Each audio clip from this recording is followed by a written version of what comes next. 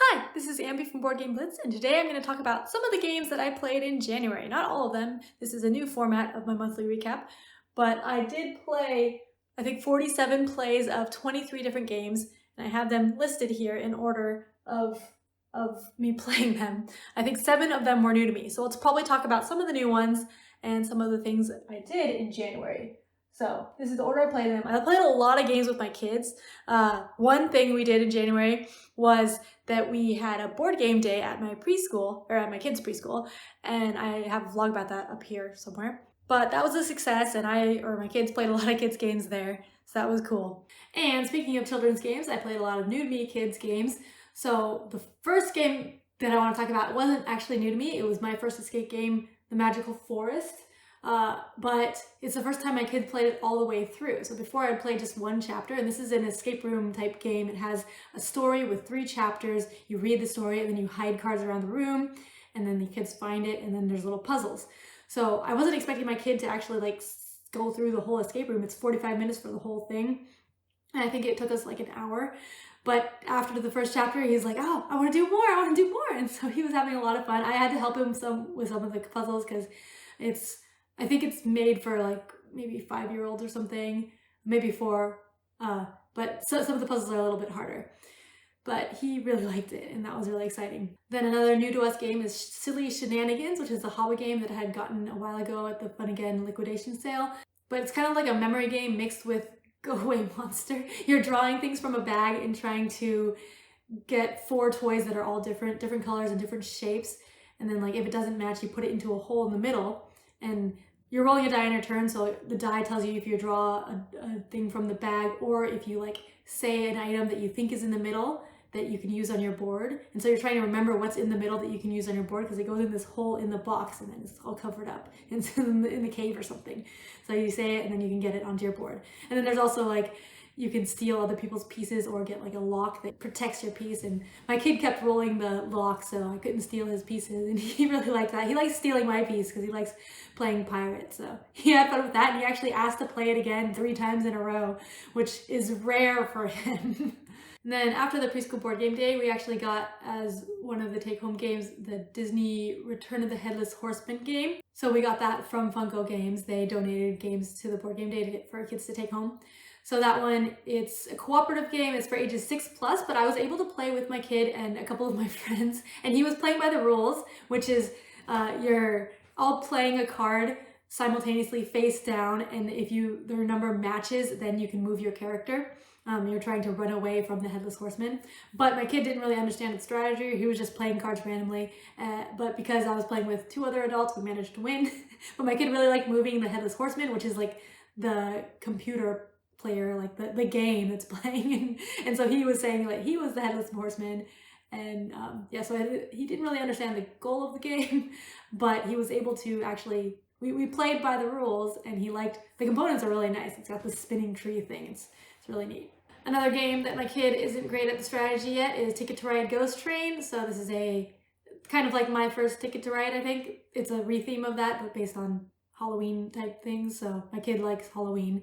So in the game, it's like Ticket to Ride. You're building routes to get tickets, and then it's very simple. You're trying to get 6 tickets to win. But on your turn, you either draw 2 cards or you claim a route by playing cards of the same color that match up on the board. And my kid, after I helped him with one route, he ended up just drawing cards the whole game because he just wanted to collect all the cards. So I won. He doesn't quite get the strategy, but he has fun.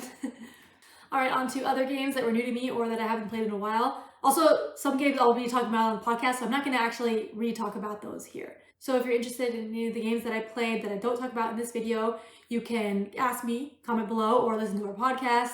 I might talk about it there, or join our Discord. We chat about board games there too. But one game that I hadn't played since 2015 is Catacombs. This is a flicking game. So you're flicking discs, but it's a dungeon crawler. 1 versus mini dungeon crawler. So one person is the dungeon lord and the other people are heroes.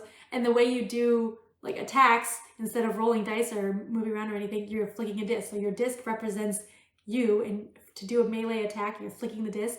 It also does movement, and you're trying to flick it into the other monsters to hurt them.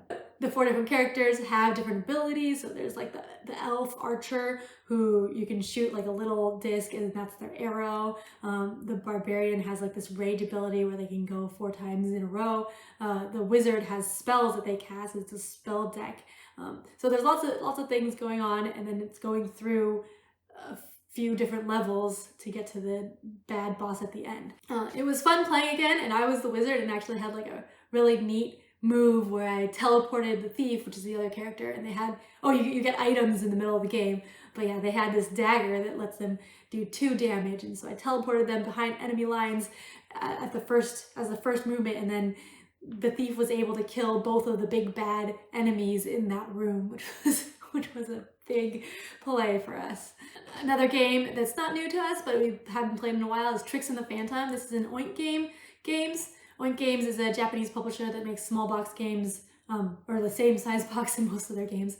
But Tricks in the Phantom is kind of a trick-taking, bluffing deduction game. It's not really trick. There's 2 cards that each person has, so there's 2 tricks in a round. Well, basically there's numbers 1 through 10, and there's 1 of each card except for there's 2 number 1s, and that's the Phantom. But all the other cards, 2 through 10, have a color, either red, blue, or yellow, and then some of them have powers. So you're trying to basically play the Criminal, which is the card that wins the trick, either the highest number card or based on the powers. Like some powers say like this cancels out the 10 card, or like if all the cards are above the 5, then this one wins.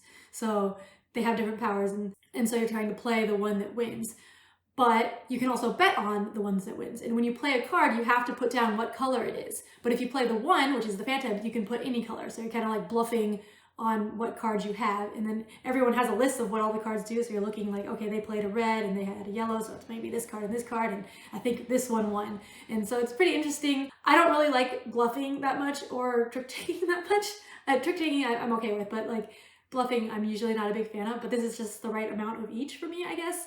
And then like the little deduction mixed in. So I like this game, like the mixture, I guess it works well for me. And then I think I mentioned last month, but we got a new Crokinole board and I got to play it. I don't remember if I talked about that, but yeah, we got a nice Crokinole board and it works well, nice and smooth. Crokinole is a dexterity game, 2-player flicking game.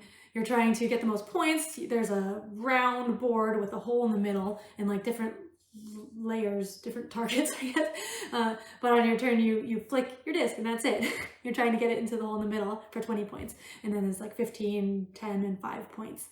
But at first, if there's no discs on the board, then you have to get it into the middle area for it to be valid and stay on. And if someone's disc is on the board, then you have to hit their discs first when you flick it, or else your shot isn't valid. So it's just flicking dexterity game. It's fun. I'm not very good at it, but now we have a nice board, so maybe we'll play more and I'll get better.